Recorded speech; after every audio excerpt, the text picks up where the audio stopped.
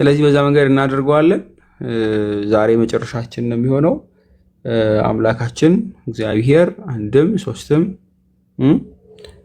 ብለን መስክረን አይደለ? አንድነት ሶስትነት አንድነት ብለን ከተማርን በኋላ ሚስጥረ ሥላሴን ከሶስቱ አካላት አንዱ ቃል ምን ሆነ? ስጋ ሆነ ብለን እኛን ለማዳን የበደልነውን አዳም ሊያድን እሱ ራሱ ሰው ሆነ፣ ሞተ፣ ተቀበረ፣ ሶስተኛው ቀን ተነሳ፣ ዳግመኛ ይመጣል ብለን ትንሣኤ ሙታንን ደግሞ ከተናገረን በኋላ ድጋሜ የእኛንም ትንሣኤ ሙታንና የእሱን ደግሞ የፍርድ ጊዜ ተናግረን መስክረን ጸሎት ሃይማኖቻችን ላይ አልፈናል አይደለም? ድጋሜ ለመነሳት ደግሞ በጥምቀት ሁላችንም ከሞቱ ጋር መተባበር እንዳለብን አይተን ነበር አይደል? በሞቱ እንደምንተባበር በጥምቀት ከሞቱ ጋር የተባበርን እንደሆነ በትንሣኤ ጊዜ በምን እንተባበራለን? የፍርድ ጊዜ ወይም ደግሞ በቂያማ ቀን ማለት ነው። ወይም ደግሞ on the day of the resurrection በትንሣኤው እንተባበራለን አይደል?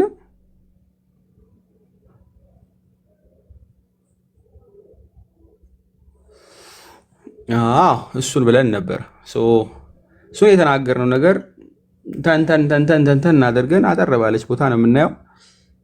ዮልያና ትከፍችልኛለሽ ማለት ነው። ለሁሉም መነሻ እንዲሆነን አንደኛ ቆሮንቶስ ምዕራፍ 15 ከቁጥር 26 ላይ ወይ ደግሞ ስፔሲፊካሊ ማለት ነው ሮሜ 5:12ን ክፈችልን። ሮሜ መልእክት ምዕራፍ 5 ከቁጥር 12 ላይ እናንብበውና ይሄ መነሻው ስለሚሆን ማለት ነው ተመልከቱት። የሮሜ መልእክት ምዕራፍ 5 ከቁጥር 12 ላይ እንዲህ በማለት ቅዱስ ጳውሎስ ብርሃነ ዓለም ያስቀምጣል። ተመልከቱ። ስለዚህ ምክንያት ኃጢአት በአንድ ሰው ወደ ዓለም ገባ፣ በኃጢአትን ሞት፣ እንዲሁም ሁሉ ኃጢአትን ስላደረጉ ሞት ለሰው ሁሉ ደረሰ ብሎ ያስቀምጣል። ሞት ለሁሉ ለማደረሰ ለሰው ሁሉ ደረሰ። ሁሉ ምን ስላደረጉ? ኃጢአትን ስለሰሩ። ጌታችንና አምላካችን ኢየሱስ ክርስቶስ ግን ኃጢአት የለበትም። ነገር ግን ስለኛ ሲል የዓለም ሁሉ ኃጢአት የሚያስወግድ በግ ተብሎ ስለነበር እርሱ ራሱን ለኛ ሰዋ ማለት ነው። ራሱን በመስቀል ላይ አደረገ። እርሱ ራሱን ሰዋ። በደንብ ያዙልኝ። ተሰቀለልን ማለት ነው። ስለዚህ እርሱ የሐዲስ ኪዳን በጋችን ሆነ ማለት ነው። ስለኛ ብሎ ሞተ አለን። መልካም ሰየው። ይሄ ሞት በሁላችንም ላይ የተፈረደም ስለሆነ ማለት ነው። ዘፍጥረት ምዕራፍ 3 ላይ አምላክ ፍርድን ባስተላለፈ ጊዜ የነበረው ነው። አንድ ሁለተኛ ደግሞ ስለዚህ ምክንያት ኃጢአት በአንድ ሰው ወደ ዓለም ገባ፣ በኃጢአትም ሞት፣ እንዲሁም ሁሉ ኃጢአትን ስላደረጉ ሞት ለሰው ሁሉ ደረሰ ብሎ ያስቀመጠውን ተመልከቱ። ሁላችንም ኃጢአት ሰርተናል፣ ስለዚህ እንሞታለን። ስለዚህ ከክርስቶስ ጋር ድጋሜ ለመነሳት እንጠመቃለን። መነሳቱን ግን ማመን አለብን። ለዛ ጋራንቲያችን ምንድን ነው? እሱን እንመለከታለን ማለት ነው። በኃጢአት ምክንያት ሁሉም ሰው ላይ ሞት እንደመጣ ይነግረናል። በነገራችን ላይ ሁሉንም ማለት ነው። ይህ ሁሉንም ድል እንዲነሳ የሆነ ኃጢአት ማለት ነው እና በሱ ምክንያት ደግሞ ሞት፣ በዋናነት ሞት ማለት ነው ድል ሊነሳ ይገባዋል። ስለዚህ ድል ለነሳው ተብሎ ደግሞ ለማ ተነግሮለታል? ለክርስቶስ ማለት ነው። ድል ስለነሳው ክርስቶስ ራሱ ድል ስለነሳው አንደኛ ቆሮንቶስ ምዕራፍ 15 ከቁጥር 26 ላይ ሂጅልኝ። ይህ ሞት ራሱ ምን ሊሆን ይችላል? ሊጠፋ ወይም ደግሞ ሞት ራሱ መወጊያ የት አለ ተብሎ ሊጠፋ ይገባ ነበር፣ ለእኛ ማለት ነው። ለእኛ ትንሣኤያችንን የምናውቅ በምን ስለሆነ? ሞትን አሸንፈን ስንነሳ ስለሆነ በዋና መነሻ የሚሆነን ማለት ነው። አሸንፈን መነሻ የሚሆነን በደንብ አስተውሉና ተመልከቱት። ስፔሲፊካሊ ከፈሹ ነው። ምዕራፍ እና እንዴት ገምት 15 26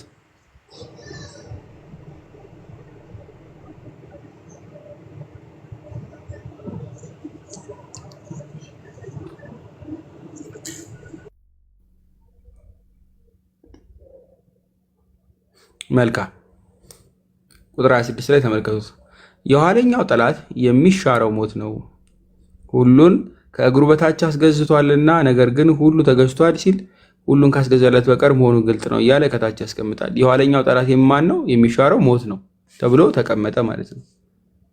ሮሜ 5:12 ላይ ሁሉም ኃጢአትን ሰርቷል አለ። በዛም ደግሞ ሁላችንም ምን ሆኗል? ሞት፣ በኃጢአትም ሞት በአንዱ ምክንያት ወደ ዓለም ገብቷል። ይህ ሞት ምን መደረግ አለበት? መሻር አለበት። መሻር አለበት። ማንም ይሽርልን እናያለን። እሱ ክርስቶስ ራሱ ማለት ነው። የሰው ልጅ በሙሉ እግዚአብሔር ሲፈጥር ለህይወት እንጂ ለሞት አይደለም።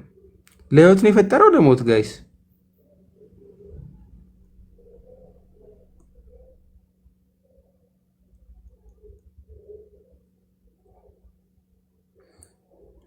መልሱልኝ።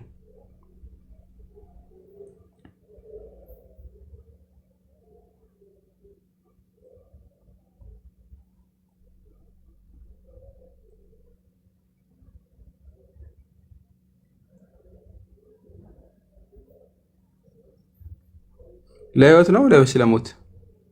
ለህይወት። ሁላችንም ለህይወት ነው የተፈጠርነው። ሁላችንም ማለት ነው። በደንብ አስተውሉና ያዩ። ሁላችንም ይሄኛውን ክፍል እንደውም የሚያሳይልን አንድ ክፍል አለ፣ የመጽሐፍ ቅዱስ ክፍል። እሱን ብንመለከተው ደስ ይለኛል። እዚህ መጽሐፍ ምሳሌ ላይ አይ ቲንክ የስንተኛውን እትም ነው ማመጣልሽ? ቆይ አንዴ ምዕራፍ 1 ላይ ያለው ክፍል ስላለ ማለት ነው ማውጣት ትችያለሽ።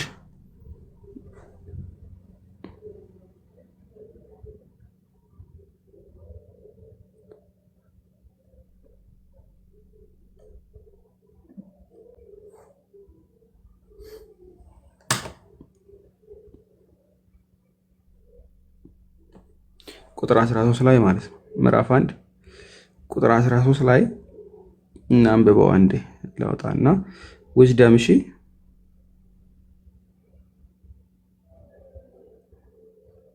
አከፋፈሉ ምናልባት እስከ ቁጥር ምዕራፍ 31 ድረስ ስለሚሄድ ነው እንጂ እናገኘዋለን። አይ ቲንክ በሴፕቱዌጀንቱ ማውጣት እችላለሁ። ወረ ሚኒት በዛኛው ላውጣልሽ። እሺ መጠቀሚያ 1954 ነው አይደለ?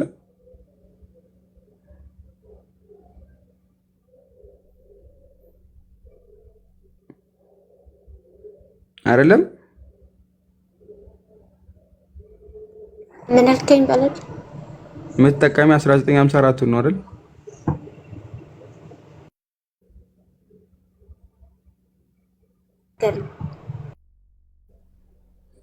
ኦኬ ቆይ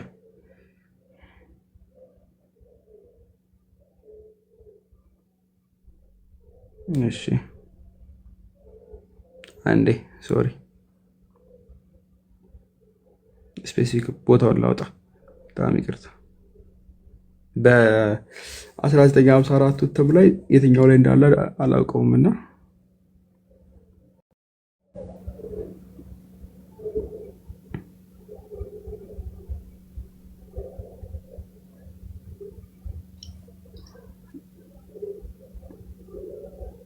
እንዴ ተረብ ይጠፋብኝ።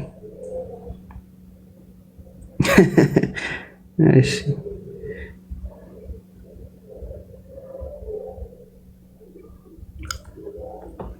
ኦኬ እሺ። ለማንኛውም በሌላኛው ቨርዥን ላይ አወጣላችኋለሁ። እትሞቹ ይለያያሉ ጋይስ፣ እትሞቹ ይለያያሉ። አንድ አይነት አይደሉም። እትሞች ልዩነት አለን። ሌላ ጊዜ ያሳያችኋለሁ። ዶንት ወሪ። ስፔሲፊካሊ የምዕራፍ አከፋፈሉ ራሱ ይለያያል። እሺ የምዕራፍ አከፋፈሉ ራሱ ይለያል፣ ራሱን ችሎ ማለት ነው። ስትመለከቱት ምዕራፍ 31 ድረስ አድርጎ ደርቦ ነው የሚያመጣው። የሁለት ሽትሙ ደርቦ ያመጣዋል እስከ ምዕራፍ 31 ማለት ነው። አለበዛ ደግሞ አንዳንዶች ደግሞ ለሁለት ይከፍሉትና ተግሳጽ ብሎ ከዛ ደግሞ ጥበብ ብሎ ያመጣል። ሁለቱንም ማለት ነው። ተግሳጽ ብሎ ከዛ ደግሞ ጥበብ ብሎ ያመጣል። ይህን ካላወቃችሁ ሜቢ ሌላ ጊዜ እናያለን ራሱን ችሎ ማለት ነው። ለማንኛውም አቀማመጡን እንተውና ወደዚህኛው እንመለስ። እሺ ወደ አማርኛው ጋር እንመለስና ስፔሲፊክሊ እሺ ይሄኛው ማውጣት ትችላለሽ። እሺ አይ ቲንክ ይሄኛውን ስለምንችል በዚህኛው ማሳየት እችላለሁ። እሺ መልካም። እሺ ወደ ሁለተኛው ፖይንት ሊድ እዚህኛው ላይ ምንም አያስፈልገኝ። ይሄኛውን ፖይንት አውጣና አሳያችኋለሁ። አንደኛ ተሰሎንቄ ላይ ሂጅልኝ። አንደኛ ተሰሎንቄ ምዕራፍ 5 ቁጥር 23 ላይ እንሂድና የዊዝደምን አውጣዋለሁ። ቆይ ቀስ ብዬ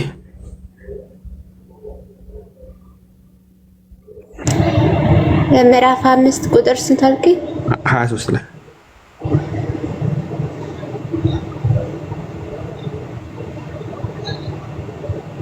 እስከ 13 ነው ያለው ቁጥር እስከ 3 አለ። አንደኛ ቆሮንቶስ ላይ ነው እኮ ያለሽው ተሰሎንቄ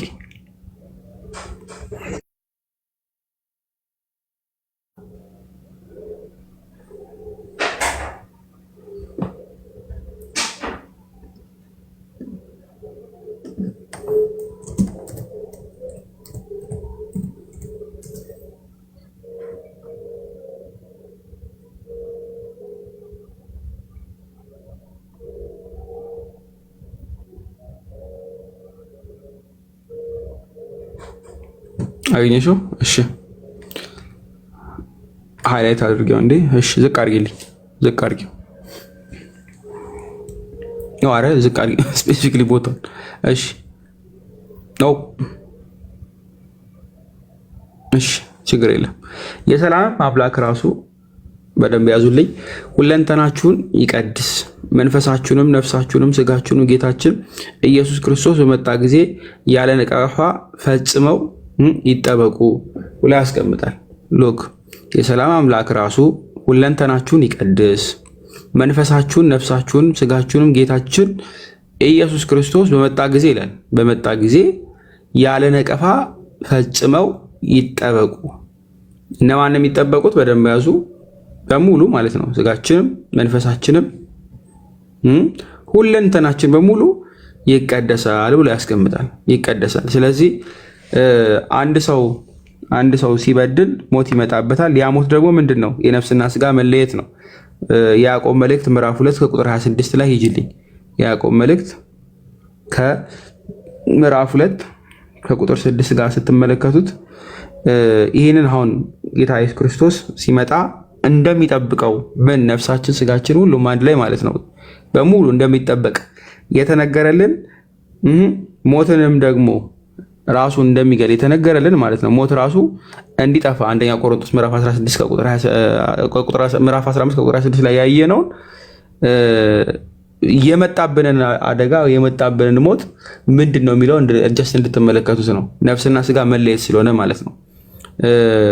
እንዲህ ይላል ቃሉ ማለት ነው። ስፔሲፊክሊ ከቁጥር 26 ላይ ከፈሽልኝ። እሺ ቁጥር 26 ላይ ነው እያልኩሽ ያለሁት መጨረሻው ላይ ማለት ነው። ከላይ ጀምሮ ተመልከቱ። እንደዚሁም ጋለሞታይቱ ራብ ብሎ ከሱ ያስቀምጥና ከነፍስ የተለየ ስጋ የሞተ እንደሆነ እንዲሁ ደግሞ ከስራ የተለየ እምነት የሞተ ነው ብሎ ያስቀምጣል። ከዚህኛው ክፍል ላይ ምን እንረዳለን? ከነፍስ የተለየ ስጋ የሞተ እንደሆነ እንዲሁም ከስራ የተለየ ደግሞ እምነት የሞተ ነው ብሎ ሁለት ኮምፓራቲቭ ነገር ያስቀምጥልናል። ስለ ስራና እንዲሁም ደግሞ ስለ ስጋዊ ሞት ማለት ነው። ስለዚህ ለእኛ ለክርስቲያኖች ሞት የምንለው ምንድን ነው? ከነፍስ የተለየ ስጋ ምንድን ነው? የሞተ ነው። ስለዚህ አንድ ሰው ሞተ ለመባል ምን መሆን አለበት? ነፍሱ ከስጋው መለየት አለበት። ነፍሱ ከስጋው መለየት አለበት። ማቴዎስ ወንጌል ምዕራፍ 10 ከቁጥር 26 ላይ ይጅልን ራሱን ስለምናገኘው ማለት ነው። እንደዚሁ የማቴዎስ ወንጌል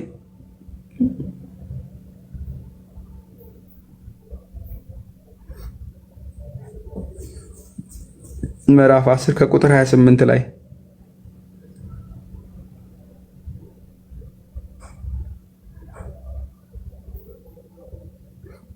እሺ ተመልከቱት። ከቁጥር 28 ላይ ስጋንን የሚገድሉትን ነፍስን ግን መግደል የማይችሉትን ወይም ደግሞ የማይችለውን አትፍሩ፣ ይልቅስ ነፍስንም ስጋንም በገሃነም ሊያጠፋ የሚችለውን ፍሩ ብሎ ያስቀምጣል። ስጋንም የሚገድሉትን ነፍስ ግን መግደል ስለማይችሉት ወይም ደግሞ የማይችሉትን ብሎ ያስቀምጣል። የነፍስ ከስጋ መለየት ሞት ለብሎ እንደተቀመጠው ልክ እንደዛው ስጋ ምን ይሆናል? ይበሰብሳል፣ በአፈር ይቀራል፣ አይደለም በስብሶ ይቀራል። ነፍሳችንስ ምን ትሆናለች? ነፍስ ግን አትሞትም። ወደ ማን? ወደ ፈጠራት ትመለሳለች። እዚህ መጽሐፍ መክብብ ምዕራፍ 12 ከቁጥር 7 ላይ አፈርም ወደ ነበረበት ምድር ሳይመለስ ነፍስም ወደ ሰጠው ወደ እግዚአብሔር ሳይመለስ ፈጣሪን አስብ ብሎ የሚያስቀምጥበት ክፍል አለ እና አፈር ወደ ምን ነው የሚመለስ? ወደ ነበረበት ምድር ማለት ነው። ነፍስም ወደ ሰጠው ወደ እግዚአብሔር ሳይመለስ ብሎ ያስቀምጣል። ይህ ማን ነው የሚያስቀምጠው? ለነፍስ ማለት ነው። ነፍስ ሕያው ስለሆነች ማለት ነው። መጽሐፍ መክብብ ምዕራፍ 12 ከቁጥር 7 ላይ ታገኙታላችሁ። ይህን በሚመስል መንገድ የሉቃስ ወንጌል ምዕራፍ 23 ከቁጥር 46 ላይም ሂጅልን። የሉቃስ ወንጌል ምዕራፍ 23 ከቁጥር 46 ላይ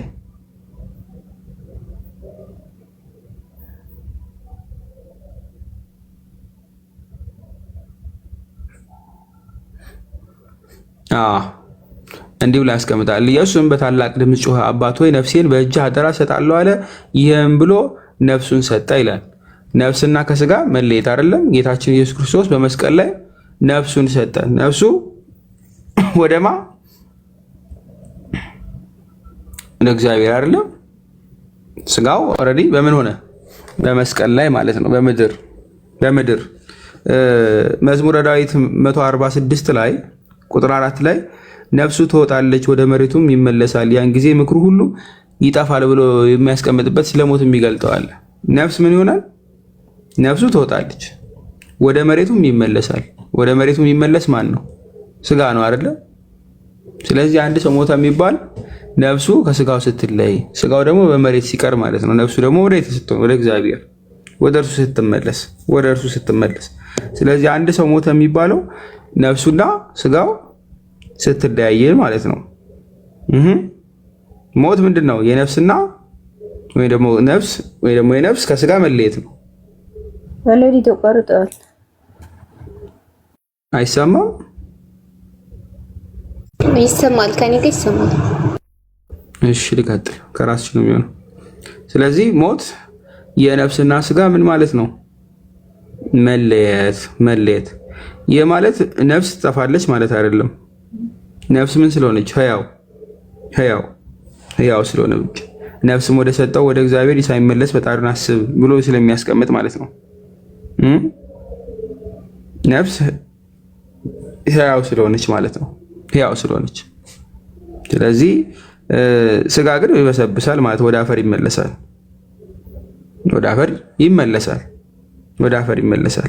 ስለዚህ ቀድሞ ጌታ በወንጌል በምሳሌ ነግራችኋል። ለምሳሌ በዘር በስንዴው እያስቀመጠ ስለ ራሱ ምሳሌ ሲያስቀምጥ አንዷ ፍሬ ወደ ምድር ወድቃ ብዙ ፍሬዎች እንደምታፈራ የእርሱ ልክ እንደዛው ደግሞ መሞት ሌሎቹን ደግሞ ድጋሜ ብዙዎች እንደሚያፈራ አይነት ነገር ምሳሌ አድርጎ ሲያስቀምጥላቸው ኢቭን የሞተ ተብሎ የተነገረለት ምድራዊ ፍሬ ራሱ ምንድን ነው? ስንዴ ወደ ምድር ከወደቀና ከሞተ ተብሎ ከተጣለ በኋላ ወደ አፈር ከገባ ምን ይሆናል? ያፈራል አይደለም? ያፈራል። አፍርቶ እንደውም ምን ይሆናል? እንቡጥ ያወጣል፣ በስነ ስርዓት ወደ ላይ ይወጣል፣ ብቅ ብቅ ይላል። ስለዚህ ድጋሚ ይነሳል ማለት ነው። ስለዚህ የሰው ልጅ ደግሞ ከዛ ምን ይላል? ይበልጣል። ለዛ ምሳሌ እንዲሆነን ይሄንን የማያምኑ ትንሣኤ ሙታን የማያምኑ ስለነበሩ ቀድሞ አምላካችን እግዚአብሔር የክርስቶስን ትንሣኤ ከዛ በኋላ ደግሞ የአዲስ ኪዳን ያለው በሙሉ ብቻ ሳይሆን ደግሞ ሁሉም ዳግም ምጽአት ጊዜ ሁላችንም እንደምንነሳ ቀደም ብሎ በትንቢት ገልጦልናል ራሱ ማለት ነው። ትንቢተ ሕዝቅኤል ምዕራፍ 37 ከቁጥር 1 ጀምሮ ክፈችልኝ።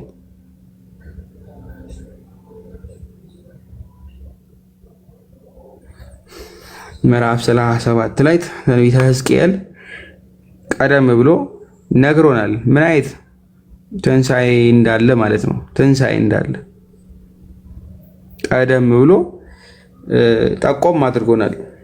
የእግዚአብሔር እጅ በላይ ነበረ፣ እግዚአብሔርን በመንፈሱ አወጣኝ፣ አጥንቶቹም በሞሎባት ሸለቆ መካከል አኖረኝ እያለ የሚቀጥልበት ማለት ነው። በእነርሱም አንጻር በዙሪያቸው ነው አይደለም። ምዕራፍ 37 ከቁጥር 1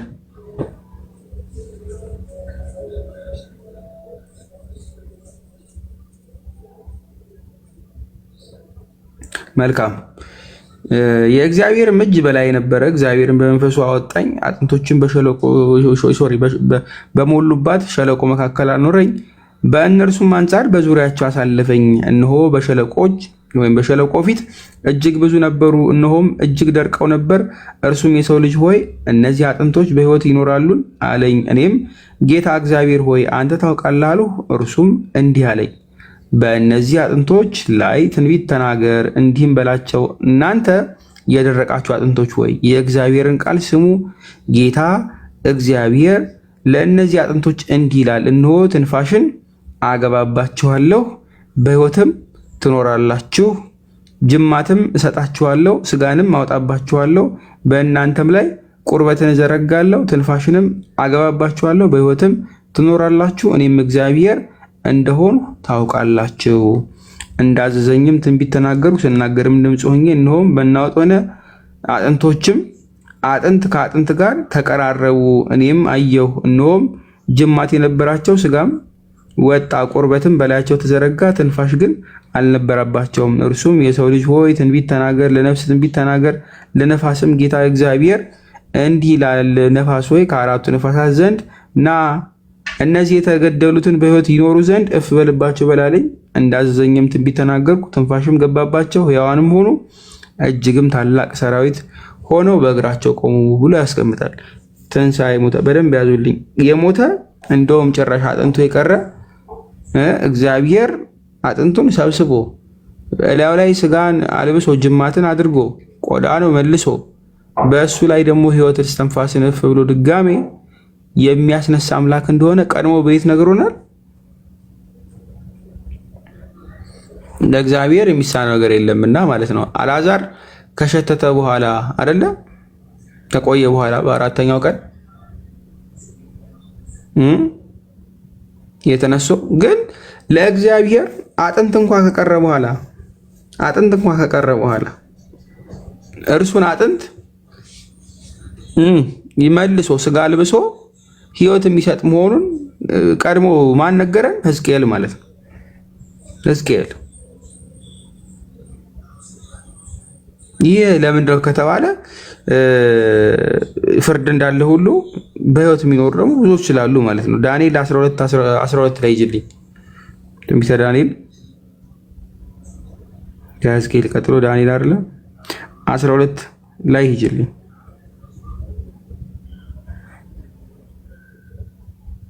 ቀድሞ ስለ ትንሣኤ ሙታን የተሰጡ ትንቢቶች ምሳሌዎች ናቸው።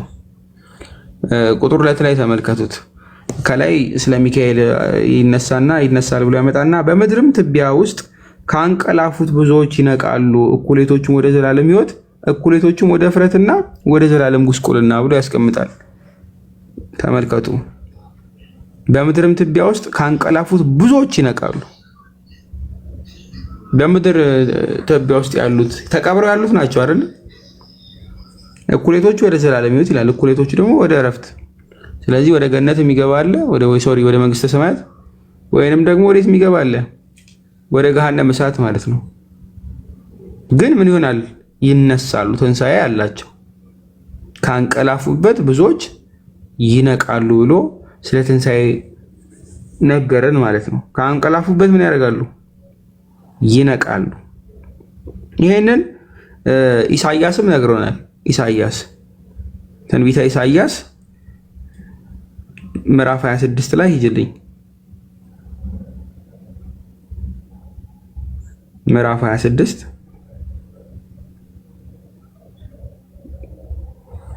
ቁጥር 19 ላይ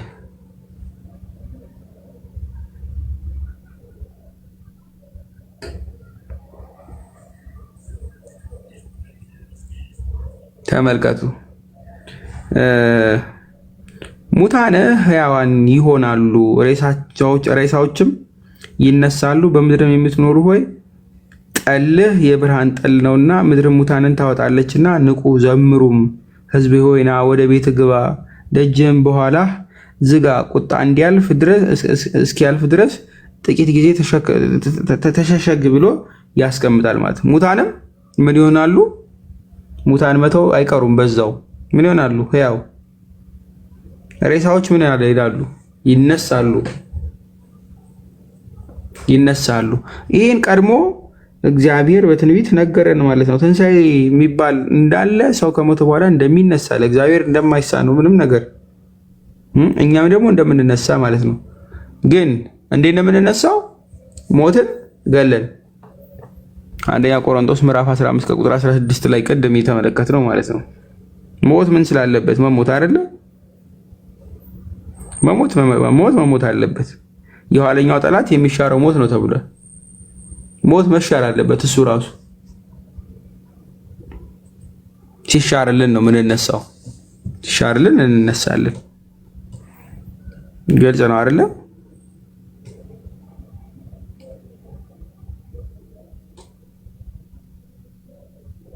ስለዚህ በብሉይ ኪዳን ያሉ ሰዎች በሙሉ ሞት ተሽሮ ምንም ማግኘት ይፈልጋሉ? ትንሣኤን። ተስፋቸው እሱ ስለሆነ ማለት ነው። ይህን ተስፋቸውን የሚያገኙት በማን ነው? በክርስቶስ።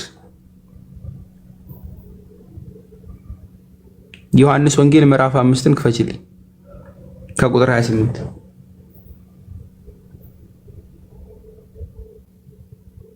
የዮሐንስ ወንጌል ምዕራፍ 5 ከቁጥር 28 ጀምሮ።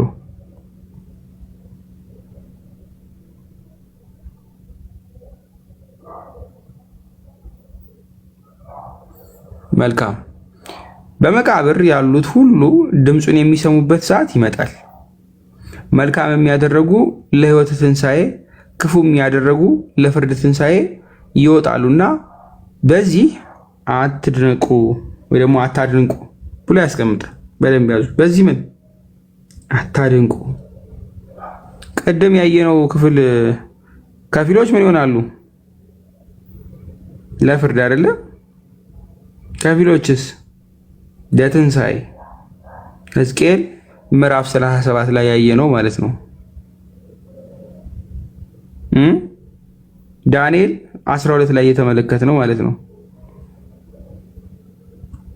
በምድርም ትቢያ ውስጥ ካንቀላፉት ብዙዎች ይነቃሉ የተባለውን ማን አመጣው?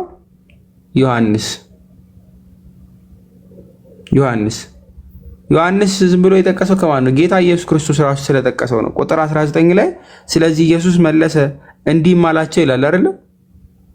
ቁጥር 19 ላይ እዚህ ዮሐንስ ወንጌል ምዕራፍ 5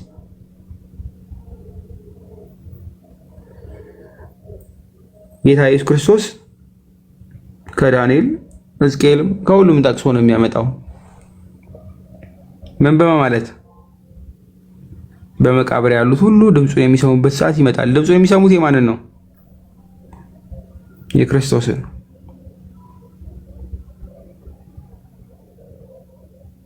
ግልጽ ነው፣ የክርስቶስን። ስለዚህ አሁን እንመልከት የማቴዎስ ወንጌል ምዕራፍ 25 ላይ ሂጅልኝ። ምዕራፍ 25 ቁጥር 31 ላይ ማቴዎስ ወንጌል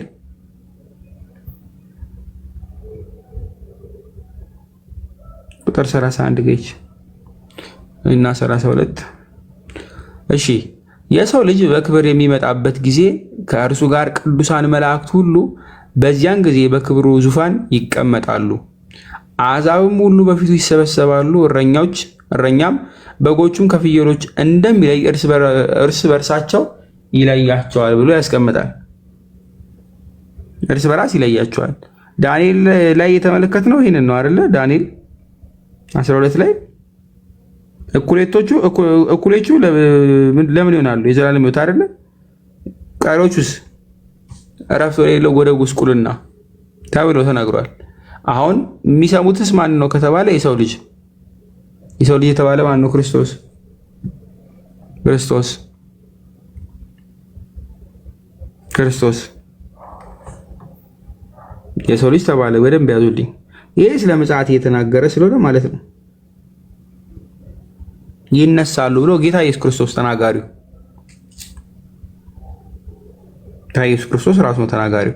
ይህንኑ የጌታ ኢየሱስ ክርስቶስን ሐሳብ ቅዱስ ጳውሎስም ያጸናዋል። አንደኛ ቆሮንቶስ ምዕራፍ 15 ከቁጥር 52 ላይ አንደኛ ቆሮንቶስ ምዕራፍ 15 ቁጥር 52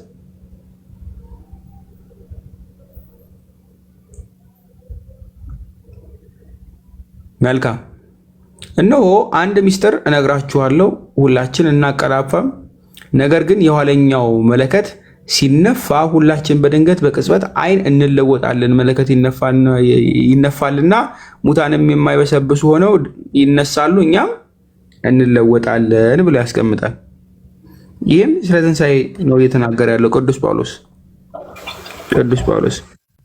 ምናልባት ሞተው ያሉት ከአፈር ከበሰበሱበት እንደ አዲስ ተሰብስበው ይነሳሉ። በሕይወት ያሉት ደግሞ ድንገት ጌታ የሚመጣበት ሳለ ደግሞ እዛው ሰውነታችን ያደርጋል፣ ይቀየራል እያለ ያስቀምጣል።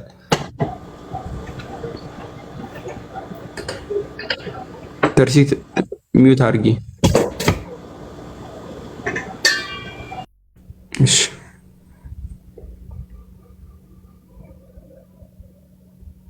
ይሰማል አይደል? ድምጽ የረበሽ ስለነበር የሚያወጣው ጫወታ።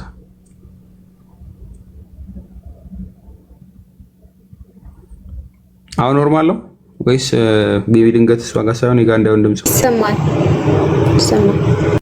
እሺ አሁን በደንብ ያዙ። ጌታ ኢየሱስ ክርስቶስ ነው እየተናገረ ያለው። ይህን ማመን ለኛ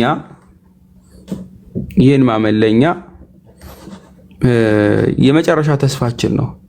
ሞት ተፈርዶብናል። ስለዚህ ህይወት እንድናገኝ ግዴታ ሞት መሻር አለበት። ተሽሮ ደግሞ ምን መሆን አለበት? እኛ ድል ነስተነው ማንን ድል የነሳው ክርስቶስ ስላለ በሱ ኃይል እኛም ድል ነስተን መነሳትም ደግሞ አለብን።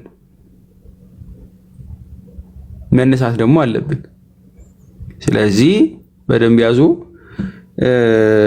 አንድ ክርስቲያን ተስፋ የሚያደርገው መጨረሻው ካመነ በኋላ ምኑን ነው?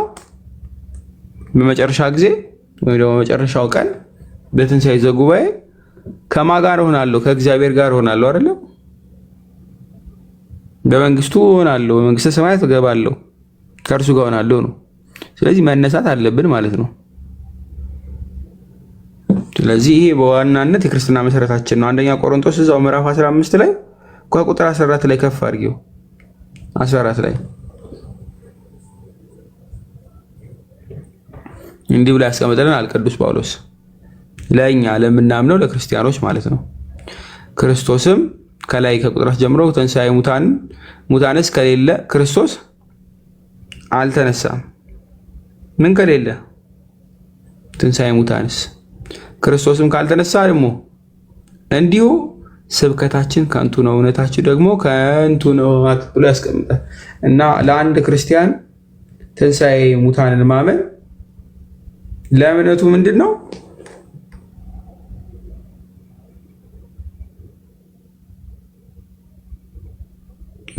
መልሷ ስብከታችን ከንቱ ነው። ትንሣኤ ወደ ከላይ ያለውን በሙሉ አንብባችሁ አምናችሁ ምስጢራቶቹን ተቀብላችሁ ግን ሞት የተፈረደብን መሆናችን አትርሱ። በእኛ ላይ ሞት እየሰለጠነ እንደሆነ አትርሱ። ስለዚህ ሞት ተሽሮ እኛ ከተሻረ በኋላ ፍርዱ ተላለፍብናል። ሞት የመጀመሪያው በዛው እንዳንቀር ግን በልጅነት ከክርስቶስ ጋር እንሆናለን፣ አብረን እንጋጠማለን አይደለ? አብረን ከሞቱ ጋር እንተባበራለን በጥምቀት። ግን መነሳታችን ደግሞ መረጋገጥ አለበት። ተስፋ የምናደርገው እሱ ስለሆነ ማለት ነው። በትንሣኤ እንተባበራለን የተባለው ማለት ነው። ስለዚህ ይሄ ካልሆነ አንድ ክርስቲያን እምነቱ መቆም የለው፣ በዛው ሞተን ነው የምንቀረው። ስለዚህ አማር ተብሎ ሲቀመጥም ከዛ አንፃር ይሄን ማናምን ከሆነ ምንድነው የምንሆነው? በቃ ኖርማል ዴቲስት ነው የምትሆኑት። ምክንያቱም እምነታችሁ ምን ስለሆነ ከንቱ ስለሆነ ማለት ነው። ጌታ ኢየሱስ ክርስቶስ መጥቶ ተሰቅሎ ለእኛ ሲል ማለት ነው ሞቶ ተነስቶ ለእኛ ቤተክርስቲያንን መስጠት ልጅነትን መስጠት እንድናገኝ ቅዱስ ጥምቀት ስርዓትን መዘርጋት ላያስፈልገው ነው። ለምን ትንሣኤን ጠብቀን አይደለም እንጠመቅ አይደለም?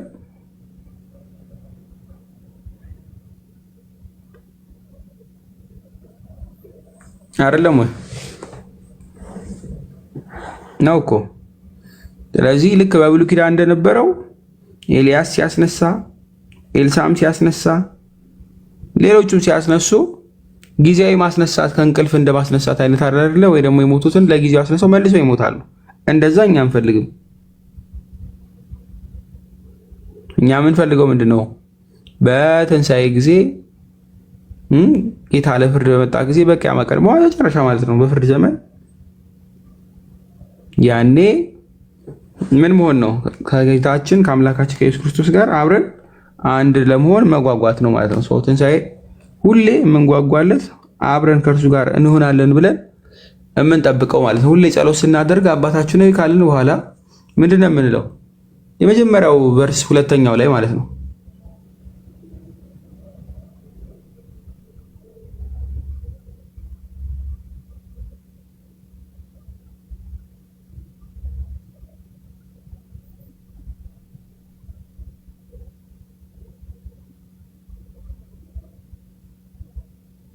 መንግስት ትምጣ ወይስ ሌሎቻችሁ ከበዳችሁ?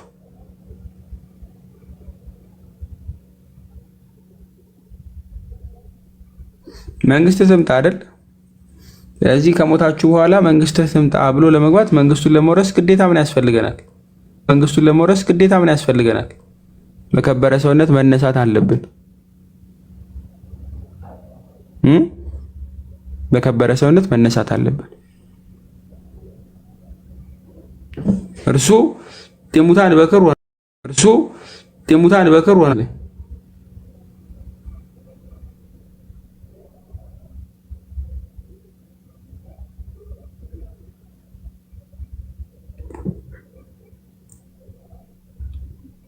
ተመልከቱት። ነገር ግን እያንዳንዱ በራሱ ተራ ይሆናል። ክርስቶስ እንደ በኩራት ነው፣ በኋላም በመምጣቱ ለክርስቶስ የሆኑት ናቸው ብሎ ያስቀምጣል። ክርስቶስ ምንድነው? እንደ በኩራት ነው ብሎ ያስቀምጣል። እንደ በኩራት የመጀመሪያው ፈርስት ፍሩት ነው። ፈርስት ፍሩት ነው የመጀመሪያው። እኛስ ምን እናደርጋለን? እንከተላለን። በርዛው አንቀርም። ግልጽ ነው። አንቀርም። ይሄን ነው ተስፋ የምናደርገው። እሱ ጀማሪያችን ይሆናል። እኛስ እንከተላለን ብለን እናስባለን።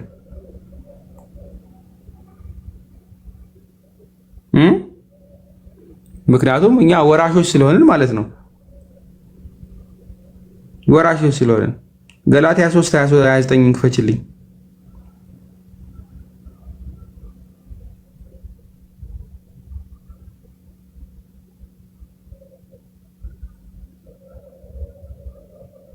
ሶስት 29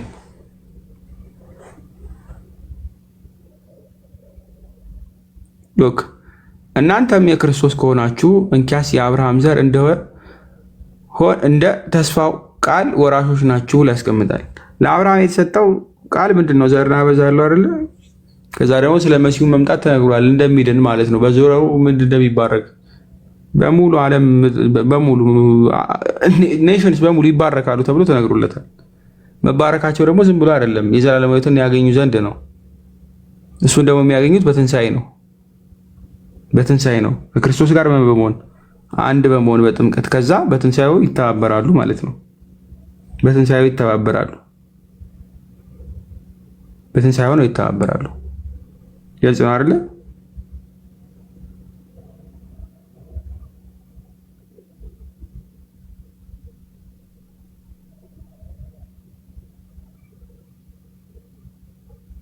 አንደኛ ቆሮንቶስ እዛው ምዕራፍ 15 ላይ ክፈችልኝ። አንደኛ ቆሮንቶስ በጣም ጥሩ ነው። ባለፈው ሆን ብለን ነው አንደኛ ቆሮንቶስን የተመለከትነው። ለብዙ ቶፒክ መሰረት ነው አንደኛ ቆሮንቶስ በተለይ ምዕራፍ 15 እና 11 ነው ባለፈው ያየነው መጽሐፍ ክፍል ስለሆነ ነው ደጋግመን እያየን ያለ ነው። ስንት ባላል 51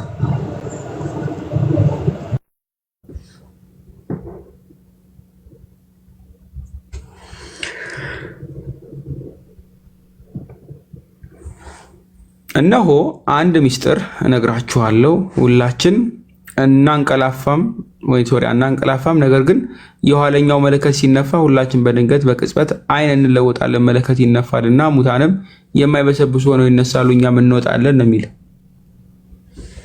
እኛም ምን እናደርጋለን?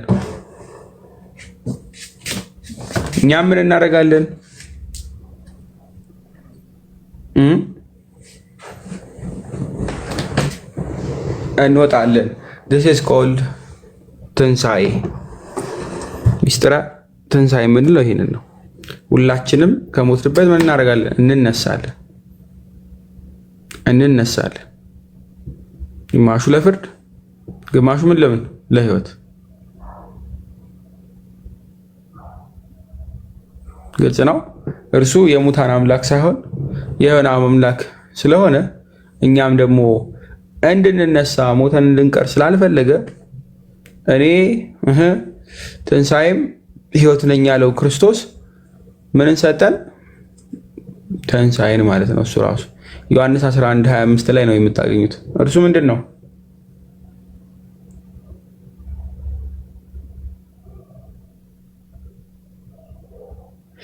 ትንሣኤ ብዙ ነው። የልብ ትንሣኤ ይኖራል። እኛ ግን እያወራን ያለው ምናምን ሌላ ጉዳይ ሳይሆን ትንሣኤ መጨረሻ ላይ ጌታ ለፍርድ በሚመጣበት ጊዜ የምንነሳው መነሳት ነው። እሱ ደግሞ አንድ ነው። ኢየሱስም አላት ትንሣኤና ህይወት እኔ ነኝ፣ የሚያምንብኝ ቢሞት እንኳ ህያው ይሆናል። ህያው የሆነ የሚያምንብኝም ሁሉ ለዘላለም አይሞትም። ይህም ታምኛለሽን ብሎ ይጠይቃታል። ሁለት ነገር ነው አይደል የሚያስቀምጠው? ሁለት ነገር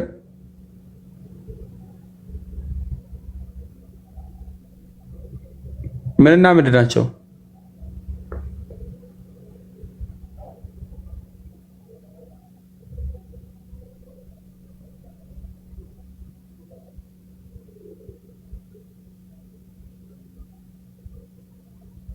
ንገሩና።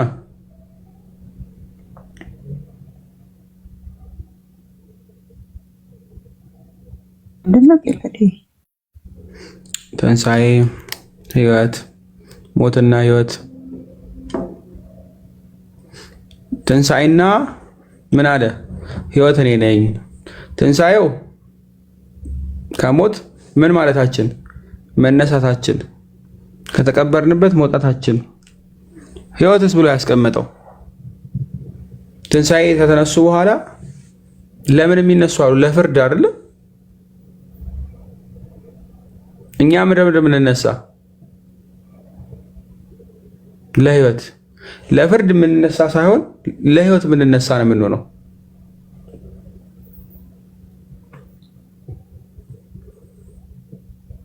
ግልጽ ነው። ትንሣኤው ሁሉም ይነሳ፣ ለህይወት የሚነሱት ግን ጥቂት ናቸው፣ ጥቂቶች ናቸው። ለፍርድ የሚነሱ ስላሉ ማለት ነው። ግልጽ ነው አይደለ? መነጠቅ የሚባል ነገር አለ። እሱ ጌታ ኢየሱስ ክርስቶስ ሲመጣ በህይወት ያሉ ሰዎች በዛ ሰዓት አትዛት ሞመንት ላይ ያሉ ሰዎች እዛው የሚነጠቁ ናቸው። እሱ ሌላ ጉዳይ ነው። በተመሳሳይ ሰዓት ማለት ሰውነታቸው ይቀየራል፣ እዛው ቀደም ያለው ማለት ነው። እዚሁ ቁጥር 51 ከመምጣቱ በፊት እዚህ ቆሮንቶስ መልእክቱ ላይ ሰፋ አድርጎ ስለሚያስቀምጠው ኤኒሃው መንግስቱን እንወርስ ዘንድ በደንብ ያዙልኝ። መንግስቱን እንወርስ ዘንድ ምን መሆን ነበረብን? ሞት፣ መሻር፣ አይደለ? ሞትን የሚሽር ደግሞ ማን ነው? ካሳ የሚሆነን ንጹህ ሆነው መስዋዕት ሆኖ የሚቀርብልን ማን ነው? የአዲስ ኪዳን በግ ክርስቶስ። ከዛ በእርሱ ሞት ተሻረ፣ ከሴጣን ወይም ደግሞ ዲያብሎስ ቁራኝነት ወጣን። ከዛ ግን ትንሣኤን እንድንሳተፍ ሞቱን በሚመስል ሞት መተባበር ነበረብን። ያ መተባበር በምን ይፈጸማል? በጥምቀት። ትንሣኤውን ደግሞ ተስፋ እናደርጋለን ማለት ነው። ይህንን ተስፋ አሁን ባየነው መንገድ እንቀበላለን። ስለዚህ ለአንድ ክርስቲያን ትልቁ ተስፋው ምን አድርጎ ነው የሚቀበለው ማለት ነው? ጸሎተ ሃይማኖታችን መጨረሻው ላይ ያለው የሙታን መነሳት ተስፋ እናደርጋለን አይደለ? ሆፕ ነው አይደል?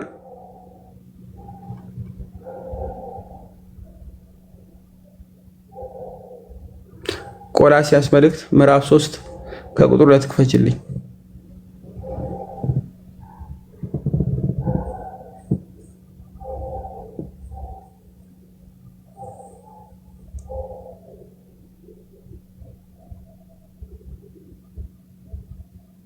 መልካም ቁጥር 2ን ተመልከቱት። በላይ ያለውን አስቡ እንጂ በምድር ያለውን አይደለም። በደንብ ያዙልኝ። ሞታችኋልና ሕይወታችሁም በእግዚአብሔር ከክርስቶስ ጋር ተወስኗልና ይላል። ተሰውሯልና ሕይወታችሁ የሆነ ክርስቶስ በሚገለጥበት ጊዜ በዚያን ጊዜ እናንተ ደግሞ ከእርሱ ጋር በክብር ትገለጣላችሁ። በምን ትገለጣላችሁ?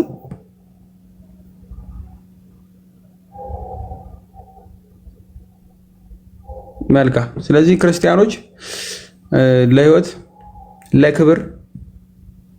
ለክብር እንነሳለን። ይህን መነሳት ቀድሞ በኩር ሆኖ የተነሳው ክርስቶስ ነው። ከእርሱ እንቀበላለን ማለት ነው።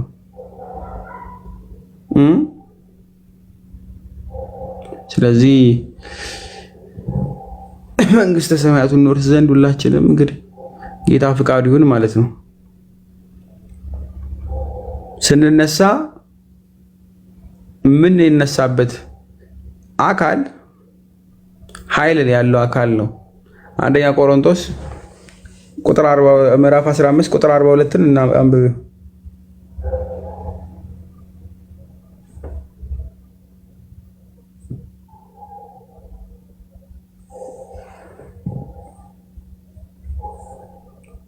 ተነስታለች።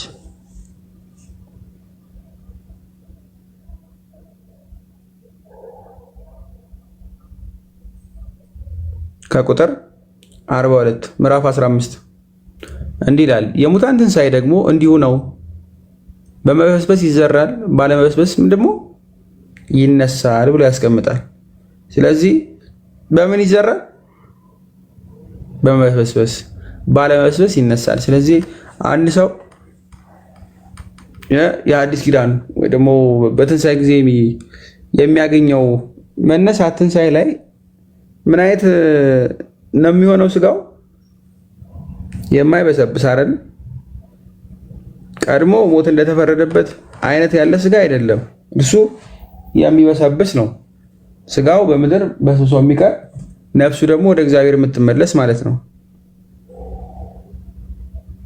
አሁን ግን ምንድን ነው? የማይበሰብስ ሆኖ ይነሳል። ግልጽ ነው አይደለ? በክብር ነው የሚነሳው፣ በኃይልም ይነሳል።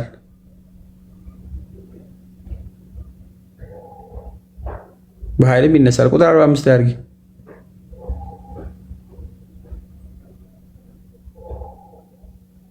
እንዲሁ ደግሞ ፊተኛው ሰው አዳም ሕያው ነፍስ ሆነ፣ ደግሞ ተብሎ ተጽፏል። ኋለኛው አዳም ሕይወትን የሚሰጥ ምን ሆነ? መንፈስ ነው ተብሎ ተነገረ ማለት ነው። ቁጥር 49 ላይ ዝቅ በይ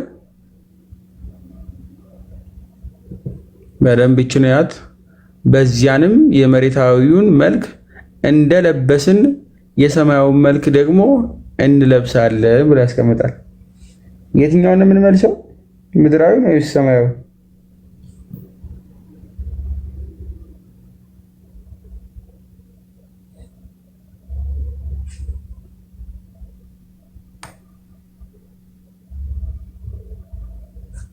ሰማያዊ እንለብሳለን። ግልጽ ነው አይደለ?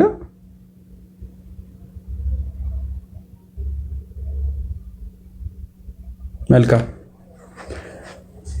ለዚህ ያብቃን። አሜን በሉ። ከፈለጋችሁ እኔ አሜን እላለሁ። ለዚህ ያብቃን። ይህንን በተስፋ የምንጠብቀው ስለሆነ ማለት ነው።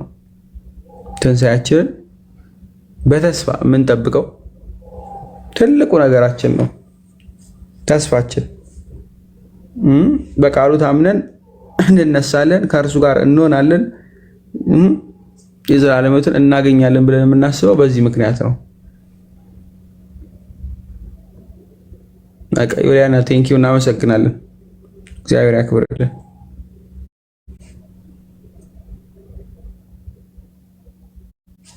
ተግባባን አይደል? አሁን ተስፋችንን ትንሣኤን አየን። ቅዱስ ቁርባኑን መቀበሉን አየን። ጥምቀትን አየን። ምን ቀረን?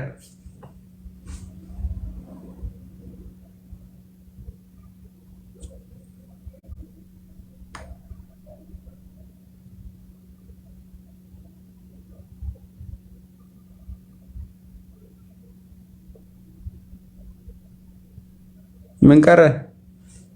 ምን ቀረ?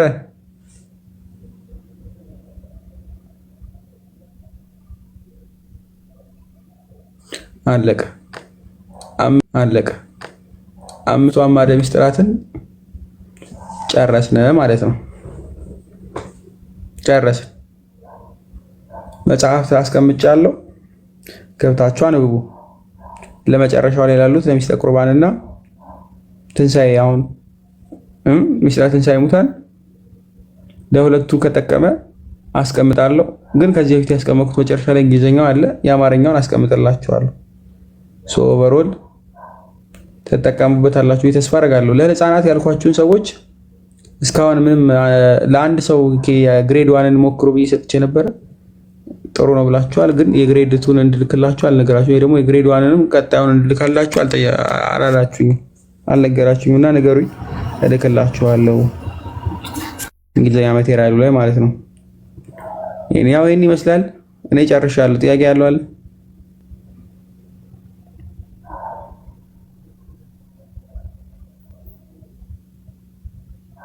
እንዴት አመሻችሁ?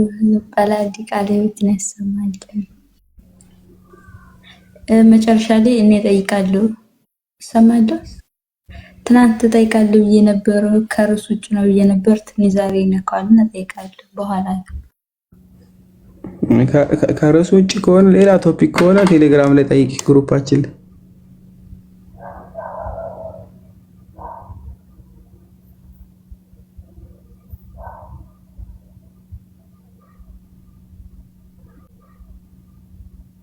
ከዚህ ጋር ከሆነ ጠይቁ። ከታች ኮሜንት ላይ የምትጽፉ ሰዎች ኮሜንት ላይ ጻፉ። አዳም ድኗል በእናንተ እምነት? አዳም ንስሐ ገባ እኮ የጌታ ኢየሱስ ክርስቶስን ትንሣኤ ነበር ሲጠባበቅ የነበረው። ከትንሣኤ በኋላ ገነት ገብቷል። ገነት እኮ ተከፈተች።